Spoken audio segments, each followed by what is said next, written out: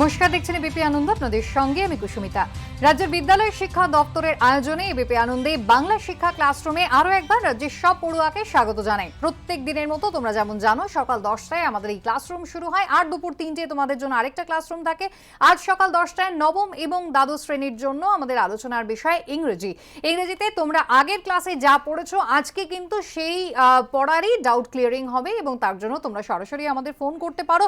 ইতিমধ্যেই তোমাদের কিছু প্রশ্ন তো আমরা পেয়ে গেছি, যা তোমরা আমাদের হোয়াটসঅ্যাপ আর ইমেলের মাধ্যমে পাঠিয়েছো। এছাড়া যদি তোমরা সরাসরি স্যারদের সঙ্গে কথা বলতে চাও, নিজেদের প্রশ্ন করতে চাও, তাহলে আমাদের ফোন করতে পারো 2460-7752 or 5572 or 73। এই আমাদের ফোন নাম্বার স্ক্রিনে তোমরা দেখতেই পাচ্ছ।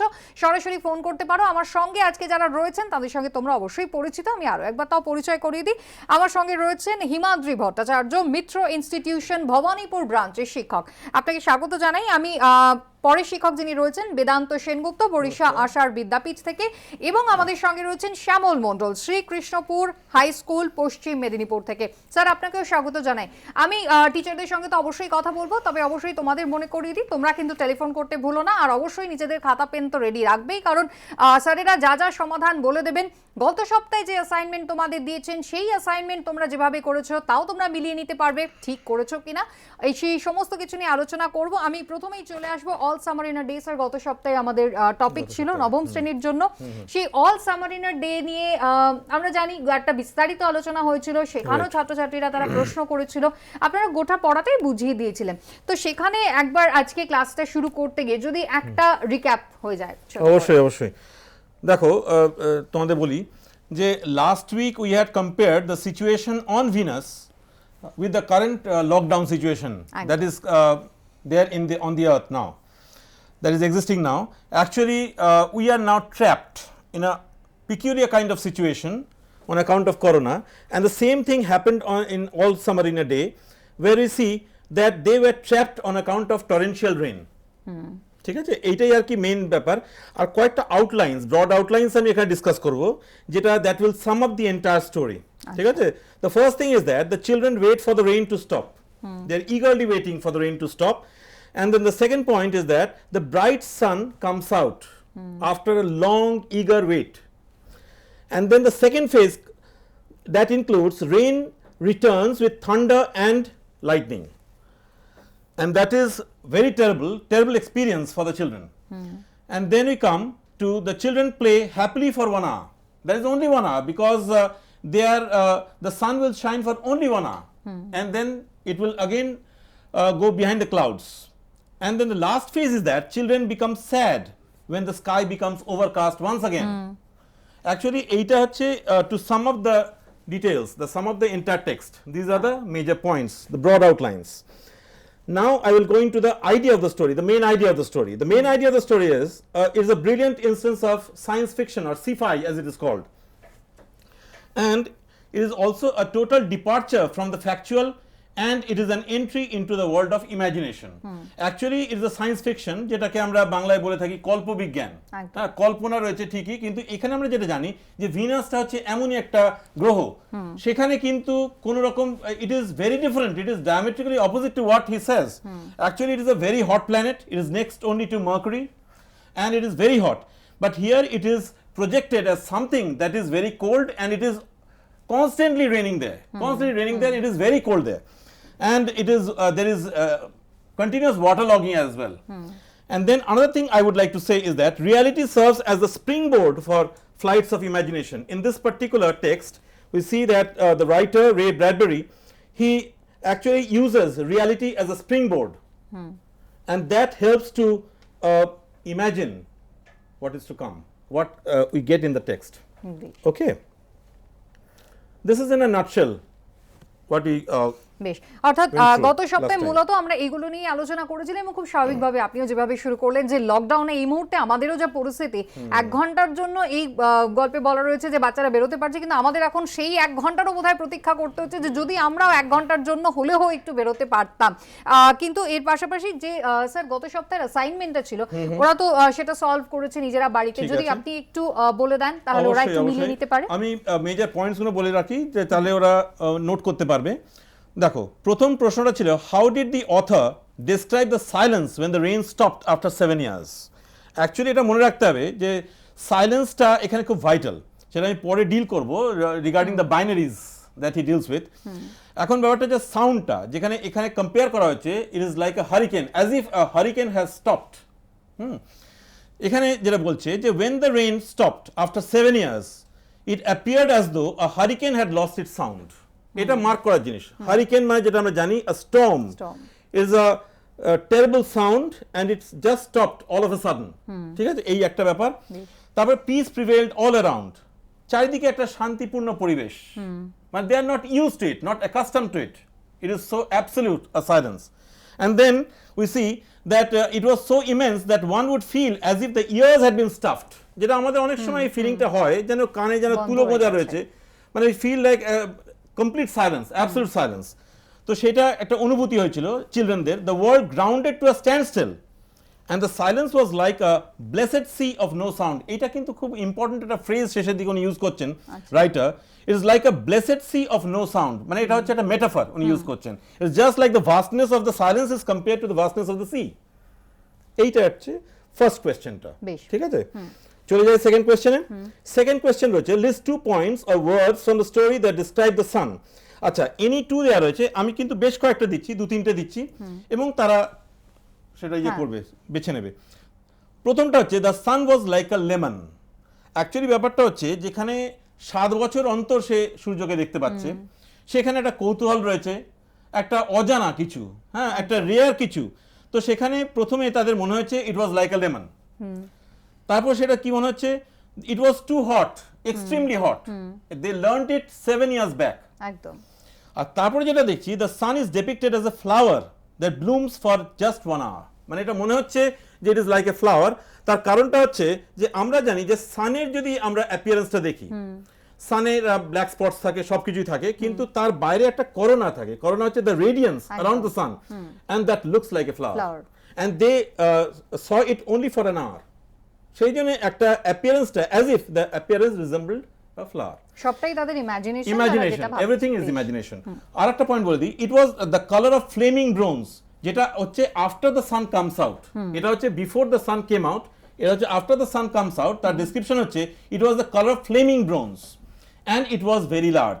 এটা বোঝাই যাচ্ছে বিকজ যদি ভিনাসে দাঁড়িয়ে আমরা সূর্যকে দেখি, এটা আরো ক্লোজ, একদম সূর্যটা অনেক বড় দেখা যায়।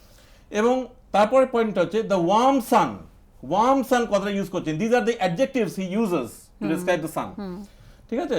when the children felt its heat, actually হিটের ব্যাপার এখানে, heat and light both. and it is আরেকটা খুব ইন্টারেস্টিং একটা অবজারভেশন যেটা চিলড্রেনরা বলছে, it is better than lamp lights. কারণ they are not use to it and they felt that it was superior to lamp lights. এটা হচ্ছে second question. এবার চলে আসি third কোয়েশ্চেনে। Why were the faces of children pale at the end of the story? এটা খুব significant একটা question. The first point হচ্ছে the faces of children were pale at the end of the story because these are the relevant points. The first one is that they would have to wait for 7 long years before the sun reappears. Actually, this is a vivid waiting. It's a long wait and they are just disgusted. They feel disgusted. Tired.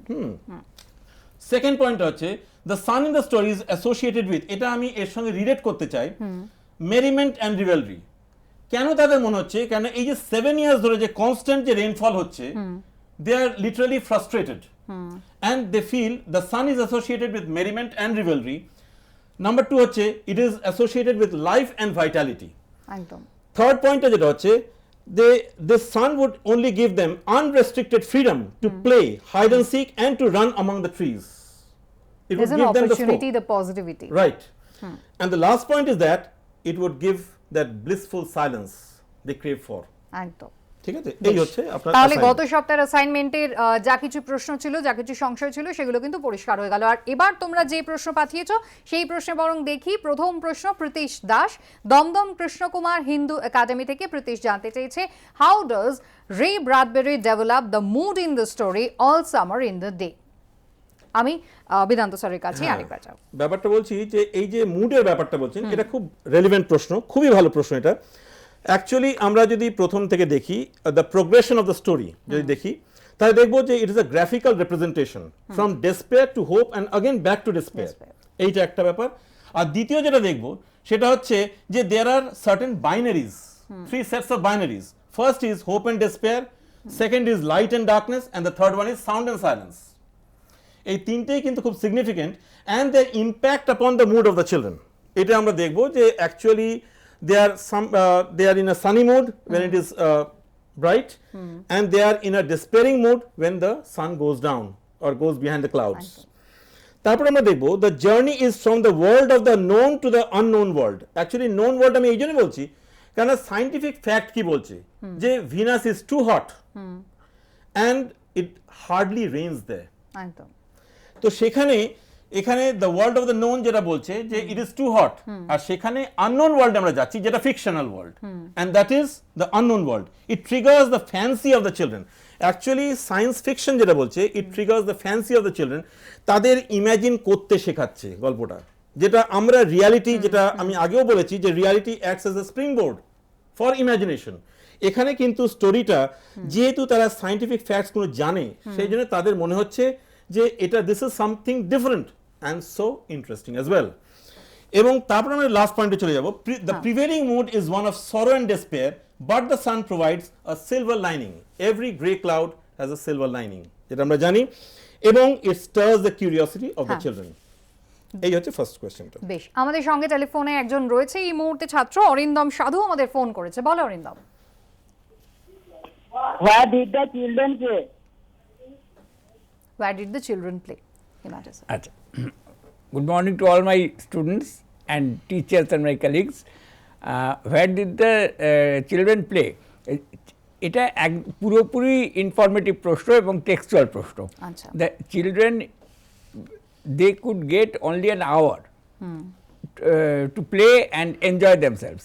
Naturally, they were bound to play in the vicinity because it was not possible for them to go beyond limited Right, area as they had to come back by an hour. Within an hour. By an hour. Among the trees and all Yes, that, among the they just trees ran and- among the yes. trees. And actually ব্যাপারটা হচ্ছে এখানে যেটা supplement করার ব্যাপার আছে যে they actually stayed in the tunnels during the rain, and then after the sunlight, after the sunrise, they ran to their heart's content and among the trees, and they played hide and seek, all that. Okay. This is the fun and frolic. They were quite close to nature. Quite close for to an nature, hour. right? বেশ, আমরা পরের প্রশ্ন দেখি। স্নেহা সাহা, স্নেহা আমাদের প্রশ্ন পাঠিয়েছে Raniganj Krishnachandra high school থেকে। স্নেহা জানতে চেয়েছে how was the way of life on planet Venus forever এভার। আমি সরাসরি শ্যামল স্যারের কাছে চলে যাব। শ্যামল স্যার পশ্চিম মেদিনীপুর থেকে আমাদের সঙ্গে রয়েছেন। Sir,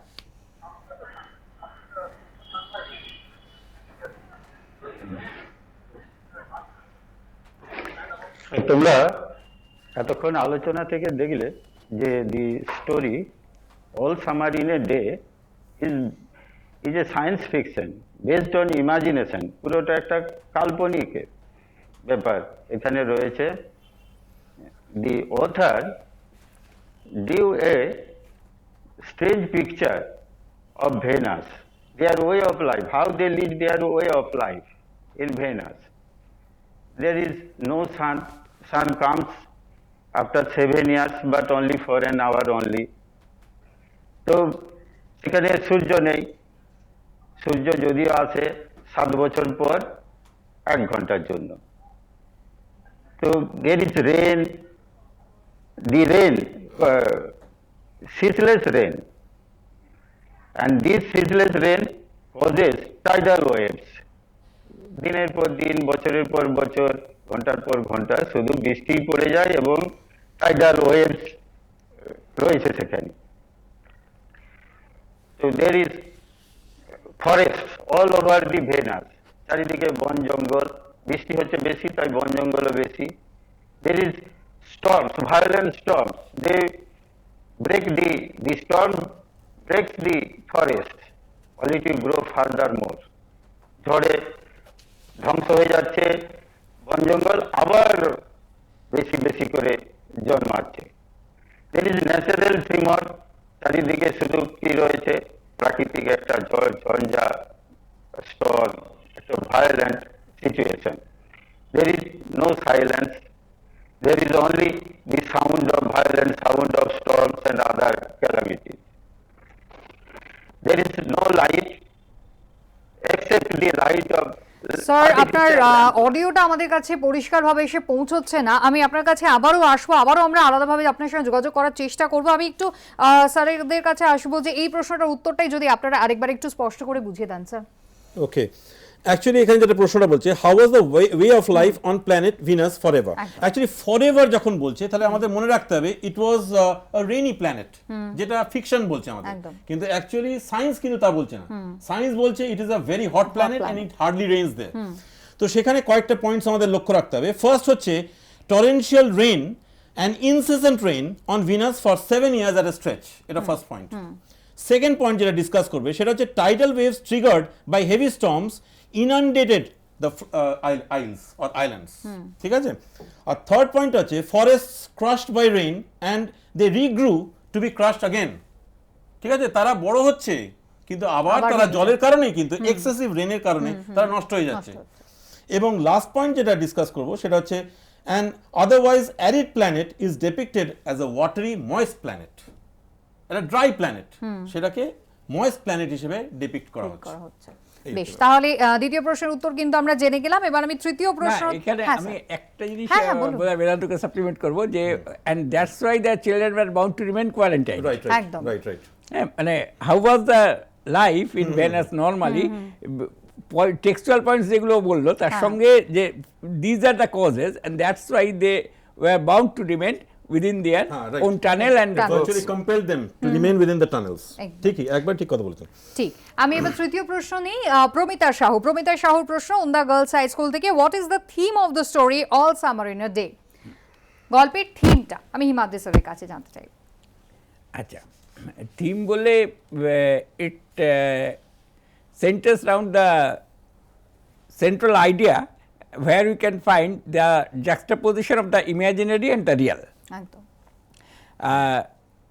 Also you find the reaction of the children in this regard and the swinging mood that has already been discussed by Vedanto, from despair to hope to And hope to again despair. despair.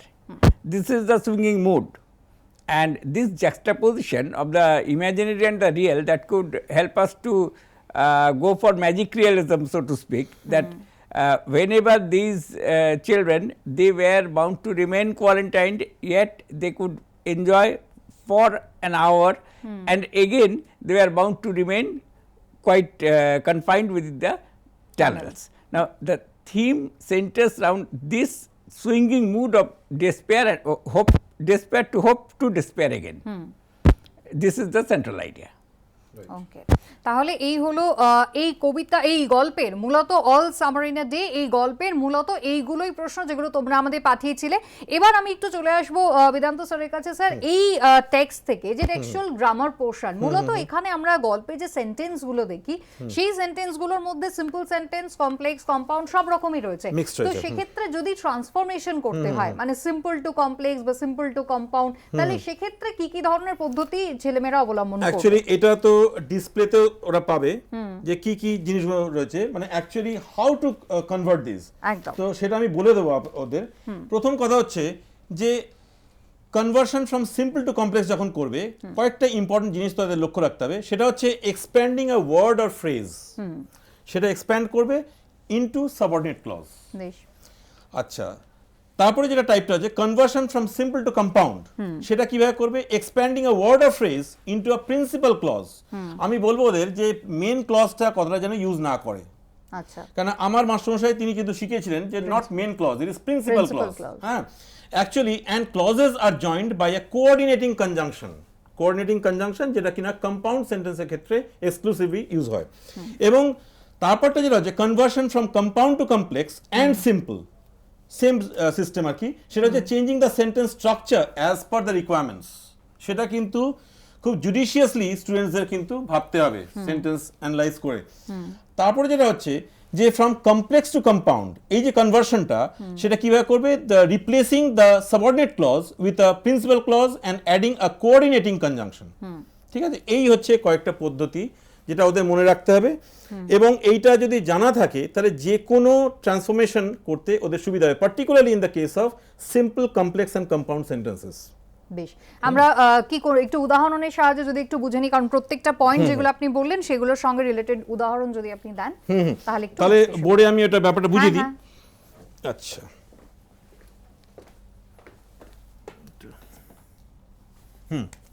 আচ্ছা, প্রথম এক্সাম্পলটা যেটা হচ্ছে he knows his birth place.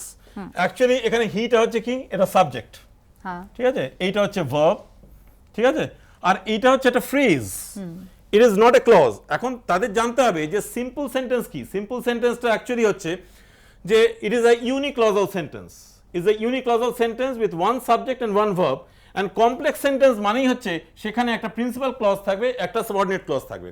তো সেখানে he knows, এইটা হয়ে গেল আপনার প্রিন্সিপাল ক্লজ।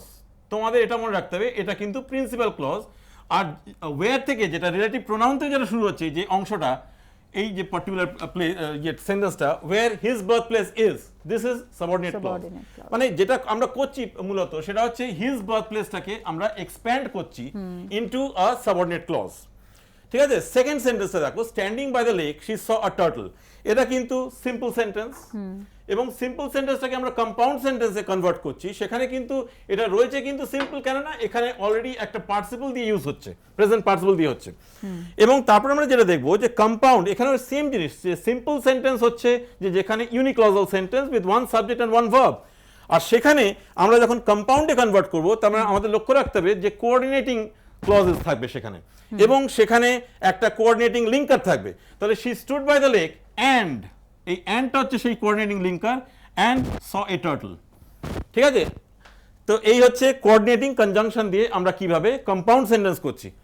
থার্ড সেন্টেন্সে চলে যাই, he is intelligent but he failed. এখানে লক্ষ্য রাখতে হবে যে সেন্টেন্সটা কিন্তু কম্পাউন্ড সেন্টেন্স। কম্পাউন্ড সেন্টেন্স মানে হচ্ছে যেখানে বাট রয়েছে অলরেডি। তো সেখানে আমরা জানি যে these are the two coordinate clauses, এবং এখানে যখন জয়েন করব কি না কমপ্লেক্সে, তখন কিন্তু একটা প্রিন্সিপাল ক্লজ থাকবে আর একটা সাবঅর্ডিনেট ক্লজ থাকবে। তাহলে হি ফেলটা হচ্ছে এটা প্রিন্সিপাল ক্লজ, আর যেটা প্রথমে যেটা শুরু হচ্ছে এই দো দিয়ে, this is subordinate clause, Subordinate clause. ঠিক আছে। আচ্ছা, কোয়েশ্চেন নাম্বার 4 এ চলে যাই। I reach Digha and sought for a lodge. এটা কম্পাউন্ড সেন্টেন্স, কেন না এখানে মাঝখানে একটা কোঅর্ডিনেটিং লিঙ্কার রয়েছে, and these are the two coordinate clauses. এবং আমাদের লক্ষ্য রাখতে হবে যে আমরা যখন সিম্পলে কনভার্ট করব, তাহলে এই কম্পাউন্ড, এখানে দুটো ক্লজ রয়েছে, সেটাকে আমাকে ইউনিক্লজে কনভার্ট করতে হবে, সিঙ্গল ক্লজে কনভার্ট করতে হবে। তাহলে আমি কিভাবে করতে পারি, যে on reaching, this is gerund with participle. আমরা জেরান্ড উইথ পার্টিসিপল যখন ইউজ করছি, তখন কিন্তু আমরা খুব সহজেই কিন্তু একটা কম্পাউন্ড সেন্টেন্সকে আমরা সিম্পলে কনভার্ট করতে পারছি। নেক্সট আমরা চলে যাই question number 5 A, the man who help me is a ruffian. Complex to compound, আমরা জানি যে কমপ্লেক্সেও কিন্তু দুটো ক্লজ আছে, একটা প্রিন্সিপাল ক্লজ, একটা সাবঅর্ডিনেট ক্লজ। এবং কম্পাউন্ডে কি আছে, সেখানেও কিন্তু দুটো ক্লজ আছে, কিন্তু দ্য ডিফারেন্স লাইজ এলসওয়্যার। সেখানে কি হচ্ছে, দুটোই কিন্তু coordinating clauses, both are of equal importance. সেখানে কি হচ্ছে, যে আমরা যখন এটা লিখছি the man is a ruffian, but এই কোঅর্ডিনেটিং লিঙ্কারটা আমরা ইউজ করে আমরা বোঝাতে চাইছি যে it is a compound sentence, ঠিক আছে। এই হলো এক্সপ্লেনেশন। বেশ, আমাদের সঙ্গে একজন ছাত্র এই মুহূর্তে ফোন লাইনে রয়েছে, শান্তন মান্না আমাদের ফোন করেছে। বলো শান্তন, কি প্রশ্ন তোমার?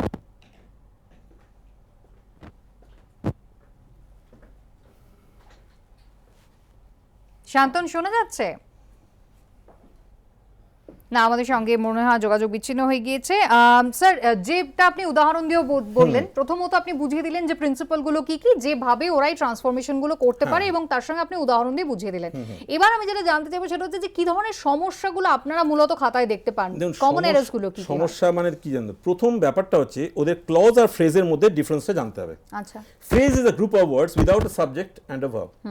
এবং ব্যাপারটা হচ্ছে ফ্রেজ হচ্ছে any group of words which does not make complete sense. একদম। তো সেখানে ক্লজটা কি হচ্ছে, ইট মেক সেন্স। হ্যাঁ, এখন প্রিন্সিপাল ক্লজটা কি হচ্ছে, it stands on its own, but not always. there is an exception to a rule.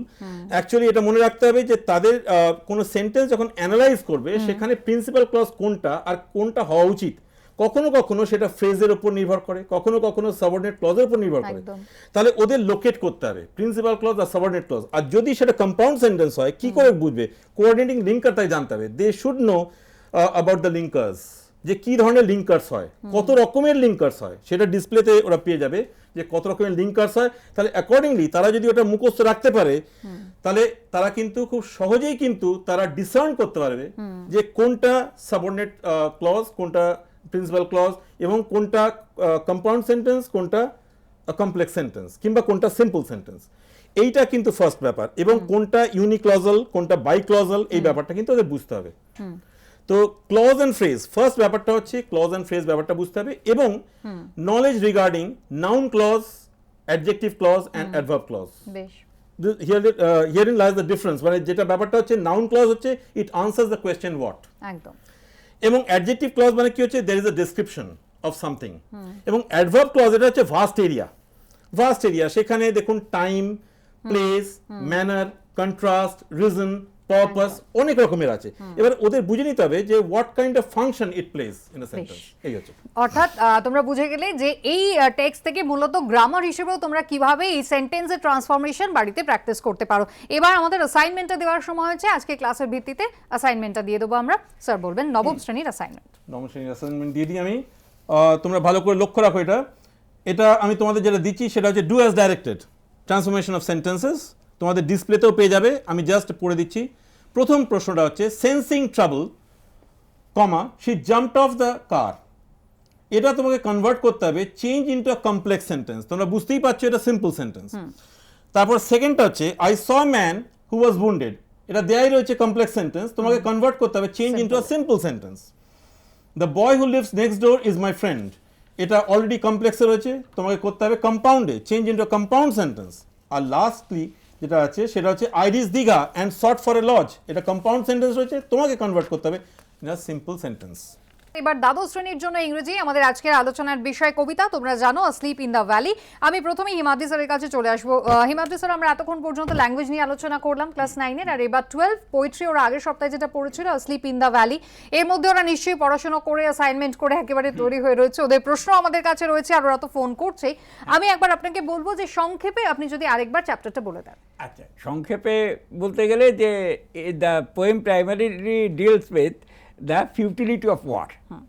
That normally in the 19th century it was thought of that people should go to rather war was glorified, and those who are going to sacrifice their life for the sake of their motherland or fatherland in Germany, they are considered heroes.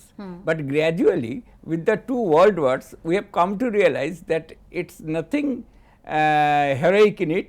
Rather the warmongers are there to have their own profits, while the common people, they are bound to sacrifice their life for the sake of the country.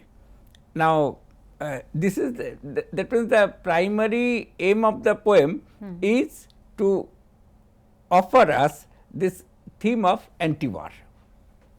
বেশ, এখানে মূলত যুদ্ধবিরোধী যে ভাবনা চিন্তা সেটাই কিন্তু কবি ফুটিয়ে তুলেছেন, যেমনটা স্যারও বললেন। স্যার, গত সপ্তাহে এই সংক্রান্ত অ্যাসাইনমেন্ট আপনারা দিয়েছিলেন, যদি একটু বলে দেন। হ্যাঁ, প্রথম অ্যাসাইনমেন্টটা যেটা ছিল যে describe the place where the soldier is asleep. এক্ষেত্রে বাইনারিটাকে একটুখানি তো ইউজ করতেই হবে। প্রথম পয়েন্ট হচ্ছে the valley is green, small stream is flowing, the leaves or the soft green grass lit up by the bright sunlight. It appears silvery because the water droplets getting reflected by sunlight. The sunbeams encompassing the entire valley, and there is a contrast of fawny flower or flowers that nature has offered the dead soldier, and the soldier is found sleeping over there completely at peace. Now here lies the binary, because the valley has been described so scenically, and it has been described with full romantic fervor, yet the soldier is found over there, the young soldier in his prime of youth is found to be lying over there, and he is dead, he is no more. The second jeta chilo, our nature keep him warm. Who is him? What attitude of the poet towards him is expressed in the line.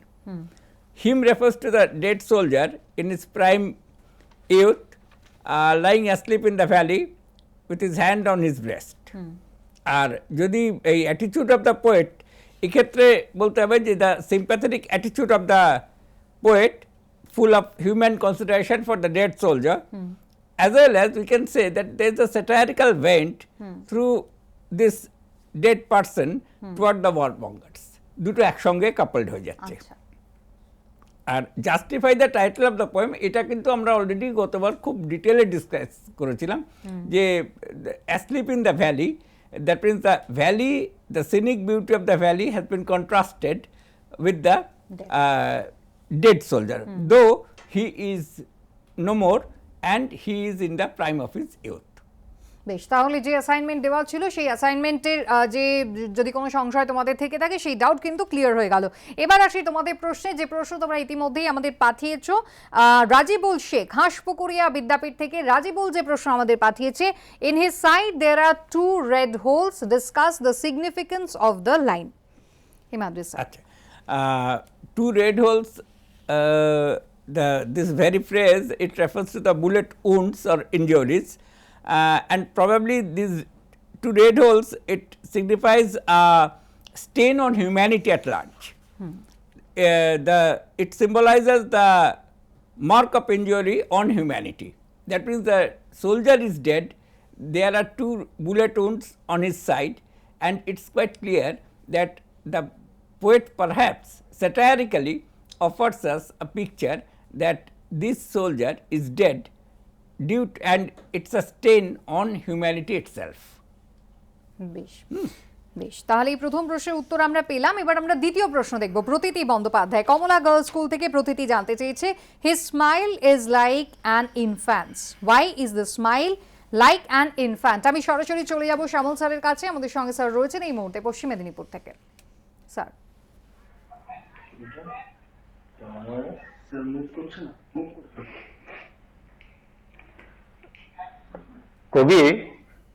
কবি এখানে the poet makes use of simile. Here he compares the smile of the soldier with the smile of a innocent child. Innocent child যেমন একটা শিশু, সে তো নিষ্পাপ, সে জানেই না কোনো কিছু, তার মুখটা হাসি খুশি। সোলজারের মুখটাও এইভাবে হাসি খুশি দেখাচ্ছে। দি poet emphasizes on the innocence,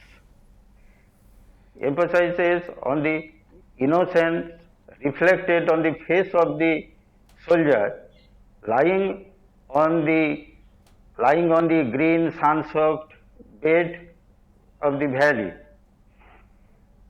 Here the poet tried to mention the brutality of war, ruthlessness of war. The soldier, young soldier, who is totally ignorant of the intrigues of the warmongers, yet he is sent to war front and his life is snatched away by bullets in the war front. So, the innocent life of a young person has been snatched away from nature, from humanity. This is the point poet wants to reflect in the poem. It is the picture of the brutality and futility of war. যুদ্ধের যে ভয়াবহতা, সেটাই এখানে এই সিমিলের মাধ্যমে, কম্প্যারিজনের মাধ্যমে কবি বোঝাতে চেয়েছেন। বেশ, দ্বিতীয় প্রশ্নের উত্তর আমরা স্যারের কাছে পেলাম। স্যার কিছু সাপ্লিমেন্ট করতে চাইবেন? আমার একটু সাপ্লিমেন্ট করার আছে যে এই যে স্মাইল লাইক অ্যান ইনফ্যান্টস, এখানে একটা জিনিস আমাদের খেয়াল রাখতে হবে যে এই ইনফ্যান্টাইল স্মাইল, এই ইনফ্যান্ট শব্দটার মধ্যে একটা স্যাটায়ার আছে। স্যাটায়ার বলতে তখনকার দিনে দ্য টিন এজার্স, মানে লেট অ্যাডোলেসেন্সে যারা আছে, they are bound to join the war, rather they are compelled to join the war, and it's actually a national policy of Britain.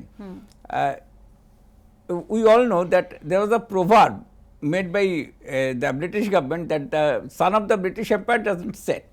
It implies that the colonial aggression and the colonial exploitation of the Britishers have become so much powerful that they don't want to lose their face in front of the world.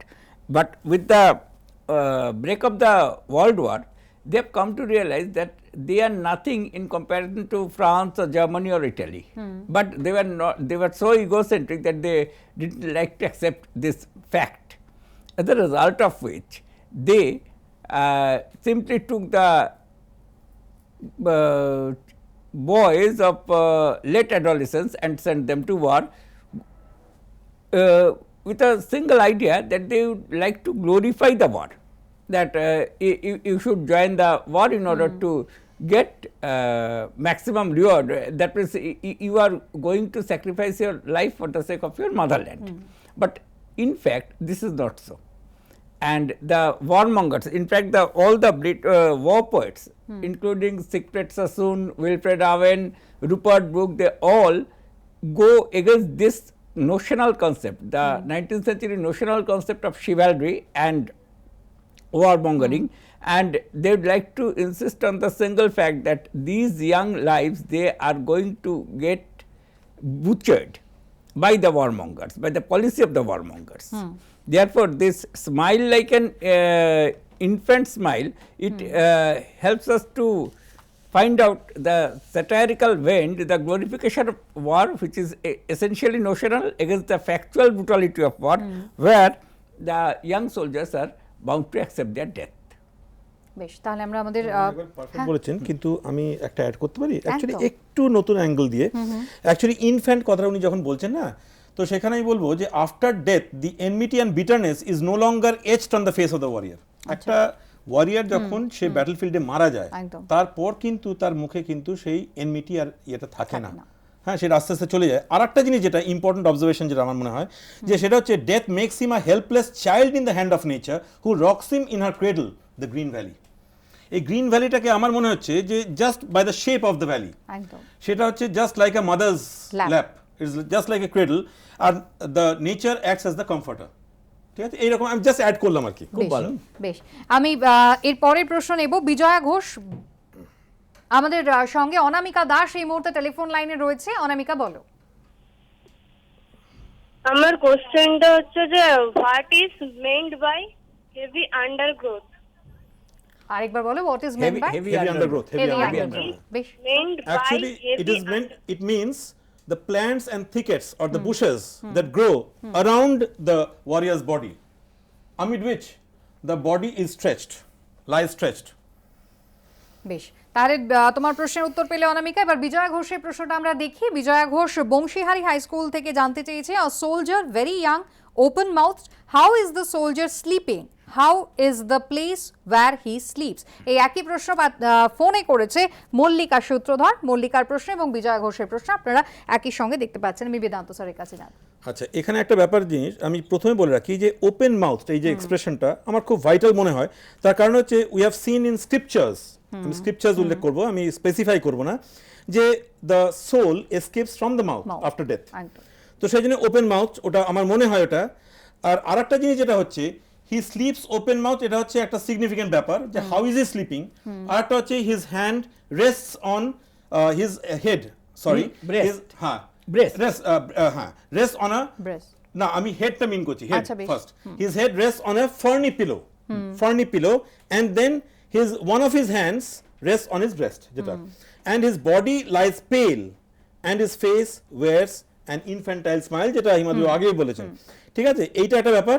আর আরেকটা জিনিস যেটা এখানে বলছে যে how is the place where he sleeps, এখন যেটা একজন প্রশ্ন করলো কিছুক্ষণ আগে, সেটাও কিন্তু উত্তরের মধ্যে আছে, সেটা হচ্ছে heavy undergrowth. Actually the place where he lies, it is a heavy undergrowth, and his body lies stretched in the heavy undergrowth bolbo, plus at the same time the bed where he lies is warm, green and sun soaked, jeta hocche it is symbolic and it shows us that nature is supporting him or comforting him even after death, jeta kintu manush korche na। R third point যেটা হচ্ছে his feet is encompassed by flowers as though nature offers him tribute after his death because he has died a martyr। ঠিক আছে, বেশ, তাহলে আমাদের তিনটে প্রশ্নের উত্তর তো আমরা পেলাম, তোমরা অবশ্যই ফোন করছো এবং তার পাশাপাশি এবার আমি একটু গ্রামারের পোর্শনে যাব। গ্রামারে মূলত এখানেও সেই সেন্টেন্স আমরা এর আগেও যেটা দেখলাম যে নবম শ্রেণীর জন্য সিম্পল সেন্টেন্স থেকে যে ট্রান্সফরমেশনগুলো আমরা দেখছিলাম, আর এবার আমরা দেখব জয়নিং আর স্প্লিটিং অফ সেন্টেন্সেস। স্যার, এক্ষেত্রে কি ধরনের জয়নিং আর স্প্লিটিং হতে পারে? ক্লাস 12 এর ক্ষেত্রে পুরোপুরি টেক্সচুয়াল বাইরে কিছু নেই। এবার টেক্সচুয়াল বলতে অ্যাসলিপ ইন দ্য ভ্যালি হতে পারে, বা এই অন কিলিং আ ট্রি হতে পারে। যেরকম এখানে আমরা বোর্ডে অলরেডি ইয়ে করা হয়েছে যে ইট has grown slowly consuming the আর্থ, এটাকে জয়েন করতে হচ্ছে। যে এটা কিসের জয়েন করা হচ্ছে? কম্পাউন্ডের ক্ষেত্রে কি করা হচ্ছে? আমরা অ্যান্ড বাট এই ধরনের কিছু কানেক্টর নিয়ে আসি, and but either or neither নর। এখানে আমরা দেখছি it has consume the earth and has grown slowly. আচ্ছা, একই রকমভাবে the most sensitive hidden for years inside the আর্থ, এটাকে স্প্লিট করলে the part is most sensitive, it remains hidden for years. বেশ, আচ্ছা, এইভাবে দেখা যাচ্ছে যে এই জয়নিং আর স্প্লিটিং এই দুটো কিন্তু, জয়নিং মানে কি? জুড়ে দেওয়া, স্প্লিট মানে ভেঙে দেওয়া। তা যেভাবে আমরা জয়েন করছি সেই মানে কানেক্টরগুলো যদি আমরা ভেঙে দিই তাহলেই কিন্তু সেটা খুব সহজে স্প্লিট আপ হয়ে যাচ্ছে। বেশ, আচ্ছা, আর মাথায় রাখতে হবে যে স্প্লিট আপ যখনই আমরা করব তখনই কিন্তু সেটা যেন ইউনিক ক্লজাল হয়। অর্থাৎ একটু আগে যেটা বেদান্ত বলছিল যে প্রত্যেকটা যেন একটা সিঙ্গল সেন্টেন্স হয় এবং সেই সিঙ্গল সেন্টেন্সে একটা ফাইনাইট ভার্ব থাকবে আর একটা সাবজেক্ট থাকবে। It is the necessity. আচ্ছা, আর মানে স্প্লিট আপের ক্ষেত্রে কোনোভাবেই কিন্তু কোনো ক্লজ থাকা চলবে না। অর্থাৎ স্প্লিট আপ সেন্টেন্স যেটা আমরা পাবো সেটাতে যেন কোনো রকমভাবেই কোনো ক্লজ না থাকে, শুধু একটাই ক্লজ থাকবে, that is the main clause or the principal clause. বেশ, আমি স্যার একটু বিরত করি। আমাদের সঙ্গে লাবণী পাল এই মুহূর্তে টেলিফোন লাইনে রয়েছে। লাবণীর এই আসলিপ ইন দ্য ভ্যালি নিয়ে কিছু প্রশ্ন রয়েছে। লাবণী, বলো। লাবণী, শুনতে পাচ্ছি। What does the poet ask nature to do? আর একটু জোরে বলতে হবে Laboni. What does the poet ask nature to do? What does the poet ask nature to do? নেচারকে যেটা বলছেন, নেচার কিপ হিম ওয়ার্ম, সেটা হচ্ছে মানে তাকে বলছে যে তাকে উষ্ণ রাখো, হিমে ক্যাচ কোল্ড। এই যে ব্যাপারটা যেটা আমি কিছুক্ষণ আগেই ডিল করেছি, যে নেচার হচ্ছে মানে it is the only protector of the warrior even after death. কেননা যে মানুষ যেখানে তার শত্রু হয়ে দাঁড়িয়েছে, হ্যাঁ, ওয়ার মঙ্গার্সরা তার তো লাইফটা নিয়ে নিয়েছে, they cannot instil life into the warrior. সেখানে nature is trying to support him even after death, because his body is lying unattended after death. ঠিক আছে? বেশ, এবং সেখানে ফ্লাওয়ার্সের ব্যাপারটাও থাকছে, এই যে tribute, as a mark of tribute to the dead warrior. বেশ, গ্রামারে স্যার ইতিমধ্যেই আমাদের একটা জয়নিং দেখিয়েছেন এবং স্প্লিট। স্যার যতক্ষণ লিখছেন আমি বেদান্ত স্যার আপনার কাছে এটা জানতে চাইবো, সেটা হচ্ছে এই যে জয়নিং আর স্প্লিটিং এর ক্ষেত্রে যে প্রিন্সিপালস গুলো আছে, মূলত যেমনটা আপনারা বলছেন যে ক্লজের বিষয়টা মাথায় রাখতে হবে এবং তার পাশাপাশি আর কোন কোন জিনিসগুলো খেয়াল রাখা দরকার? বাট আর অ্যান্ড যখন ইউজ করবে দুটোই কিন্তু কম্পাউন্ড, কিন্তু একটা জিনিস মনে রাখতে হবে, বাটের ক্ষেত্রে কন্ট্রারি অ্যাসপেক্টস থাকতে হবে। যেমনি sun rise in the east but sets in the West, এই যে ব্যাপারটা, এই যে কন্ট্রারি অ্যাসপেক্টস থাকলে ওরা বাট বসাবে, আর যখন কিছু অ্যাডিশন থাকবে তখন সেক্ষেত্রে অ্যান্ড বসাতে পারে। আর অর মানে হচ্ছে ইন কেস অফ অল্টারনেটিভ যদি থাকে, হ্যাঁ, আদারওয়াইজ কিংবা কিছু সেরকম ধরনের ব্যাপার। এবং আর যেটা হচ্ছে সো ইউজ করা হয়, সো মানে যেখানে কি হচ্ছে কজ অ্যান্ড ইফেক্ট যদি রিলেশনশিপ থাকে সেখানে সো ইউজ করতে পারে।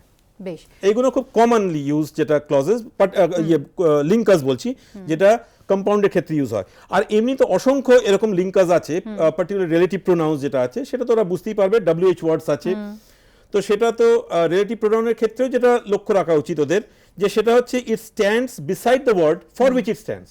আচ্ছা, ঠিক আছে, ওটা কিন্তু ঠিক জায়গায় পুট করতে হবে। যে WH ওয়ার্ডটা আমি যদি যেখানে সেখানে পুট করি সেটা কিন্তু মিনিংফুল হবে না। তাদের কিন্তু লক্ষ্য রাখতে হবে যে the sentence is meaningful or not, এইটা কিন্তু লেখার সময় দেখতে হবে, অ্যান্ড ইট রিকোয়ার্স প্র্যাকটিস। একদম, গ্রামারের ক্ষেত্রে, নির্ভুল গ্রামারের ক্ষেত্রে অবশ্যই প্র্যাকটিস অ্যান্ড প্র্যাকটিসের কথাই বলা হয়। স্যার যে বোর্ড ওয়ার্ক করছেন আমরা বরং একটু সেই দিকেও দেখি।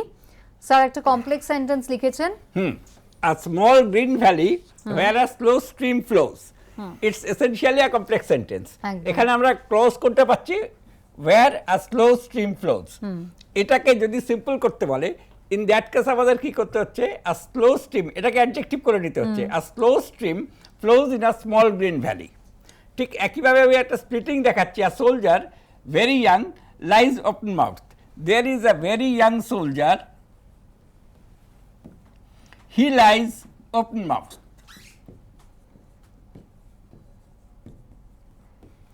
অর্থাৎ প্রত্যেকটা সেন্টেন্সে খেয়াল করে দেখো যে দেয়ার ইজ লাইজ, প্রত্যেকটা একটা করে ফাইনাইট ভার্ব আছে। দ্বিতীয় নম্বর কি, যে এই ফাইনাইট ভার্বগুলোর সঙ্গে সেন্সটা কিন্তু যে হি, এটা কিন্তু প্রত্যেকটা জায়গায় কিন্তু সাবজেক্ট আর finite verb, it is a must. এটা যদি না থাকে তাহলে কিন্তু স্প্লিটিংয়ে কোনো মার্কস পাওয়া যাবে না, কারণ it will not make any sense. আচ্ছা, একই রকমভাবে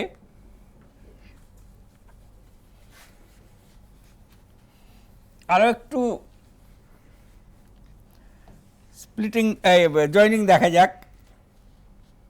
আ সোলজার ভেরি ইয়াং, এই যে এই সেন্টেন্সটাই, এই সেন্টেন্সটাকে যদি বলে এটা তো সিম্পল সেন্টেন্স, এটাকে যদি আমরা কমপ্লেক্স করতে হয় তাহলে কী করতে হবে? A soldier who is very young.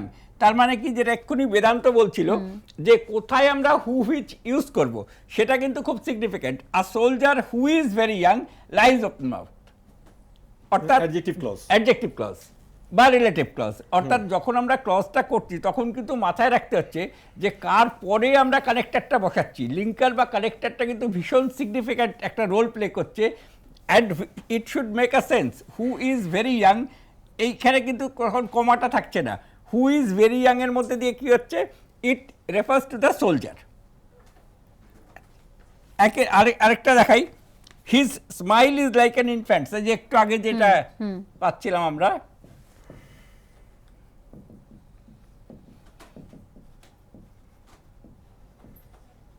R personal thing এর ক্ষেত্রে যেটা লক্ষ্য রাখা উচিত যে কোথায় হু হবে, কোথায় উইচ হবে। হ্যাঁ, ক্রিচার্স এর ক্ষেত্রে, ইনঅ্যানিমেটস এর ক্ষেত্রে সেটাও কিন্তু লক্ষ্য রাখতে হবে।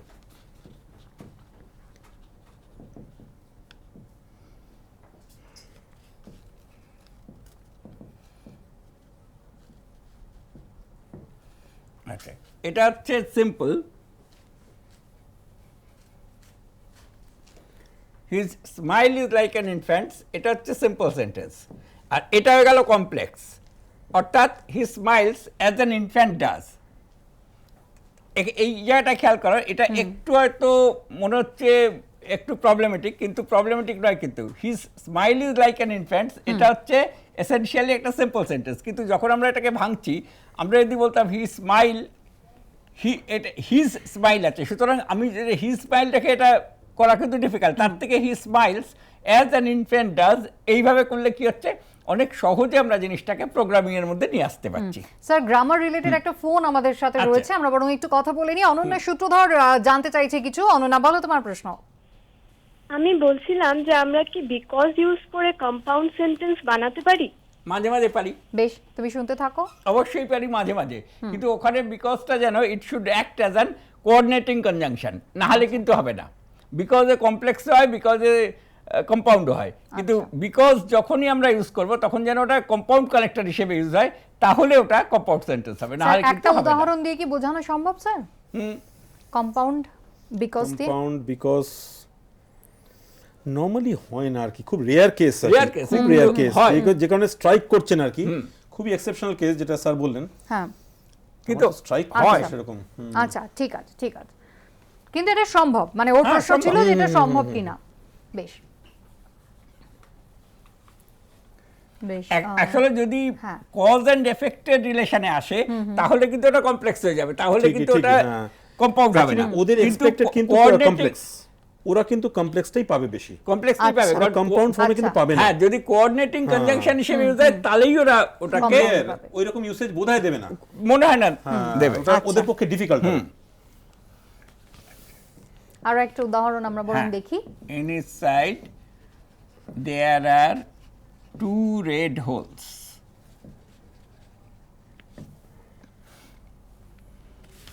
এটা সিম্পল, এটা কমপ্লেক্স করতে গেলে in his side there are 2 holes which are red. একটু আগে বেদান্ত এই পয়েন্টটা ওখানে বসে বলছিল যে কখন হু বসবে, কখন হুইচ বসবে, এইটা কিন্তু খুব সিগনিফিক্যান্ট যে সব সময় কিন্তু সবকিছু বসে না। সুতরাং যেহেতু হোলস ইনঅ্যানিমেট সেহেতু এখানে হুইচ বসলো। অনেক সময় কিন্তু মানে মানুষের ক্ষেত্রে ছাড়া হয়তো মানে লেসার কাইন্ডস অফ অ্যানিমালস সেক্ষেত্রে কিন্তু আমরা হুইচ শব্দটা ইউজ করে থাকি। আচ্ছা, এরপর হচ্ছে his feet among the flowers.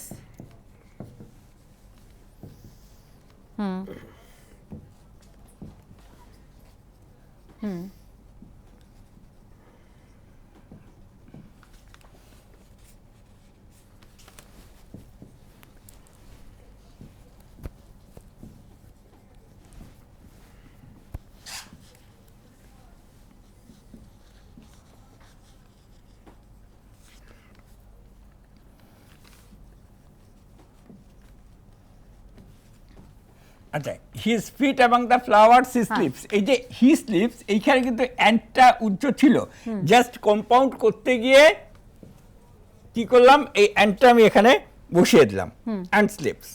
এখানে বইতে অর্থাৎ কবিতার ক্ষেত্রে কবি কিন্তু এখানে কমা ইউজ করেছেন, কিন্তু it implies rather it is implied that he keeps his feet among the flowers and slips.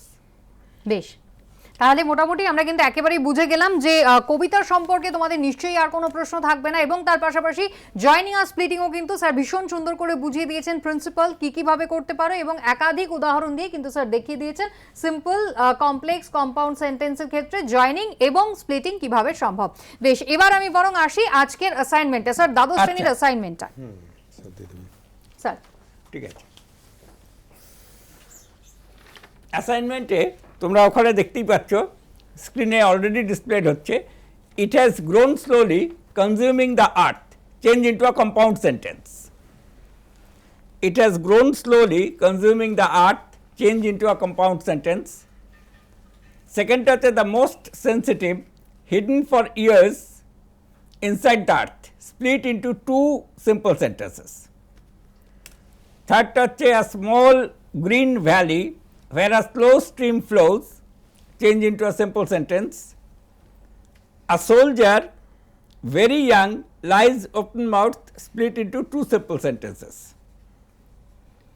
ঠিক আছে, তাহলে এটাই রইল ক্লাস 12 এর ইংলিশে, মূলত কিন্তু গ্রামারের ওপরেই আজকে তোমাদের নবম এবং দ্বাদশ দুটো ক্লাসের জন্যই অ্যাসাইনমেন্ট দেওয়া হলো।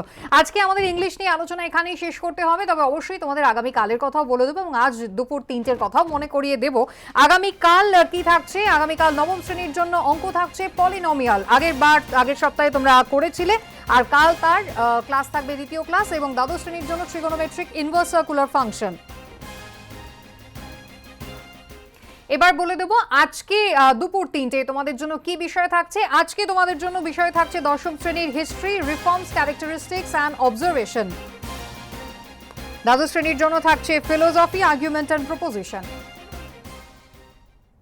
আর এবার বলার সময় হোয়াটসঅ্যাপ নাম্বার, আগামীকাল সকাল 10টার অনুষ্ঠানের জন্য আজ দুপুর 1টার মধ্যে তোমরা হোয়াটসঅ্যাপ করতে পারবে বা মেল পাঠাতে পারবে, নিজেদের নাম, ক্লাস, বিষয় লিখবে, স্কুলের নাম আর জেলার নাম লিখতে মোটেই ভুলবে না। তারপর তোমাদের প্রশ্নটা তোমরা আমাদের পাঠিয়ে দেবে 9748217201, এই নাম্বারে তোমরা আমাদের হোয়াটসঅ্যাপ করতে পারবে। এর পাশাপাশি তোমরা আমাদের ইমেলও করতে পারো bsclassroom2020@gmail.com এ। এর পাশাপাশি তোমরা জানো উইকেন্ডে আমাদের কিন্তু আইসিআইসিআইসির ক্লাসও থাকে, এবং দুপুর 12টায় আগামীকাল আইসির ম্যাথমেটিক্স আমাদের আগামীকালকের বিষয়।